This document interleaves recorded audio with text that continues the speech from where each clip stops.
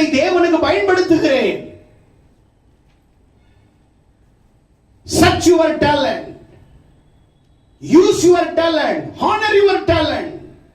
வரத்தை கண்டுபிடி, வரத்தை பயன்படுத்து, வரத்தை கனப்படுத்து. எல்லாருக்குள்ளேயும் ஒரு வரம் இருக்குது. சிலவங்களுக்கு பாட தெரிந்தா நல்ல வரம் பாடலாம் சபையில். என் சபையில் என்னுடைய வரத்தை நான் பயன்படுத்த போறேன்.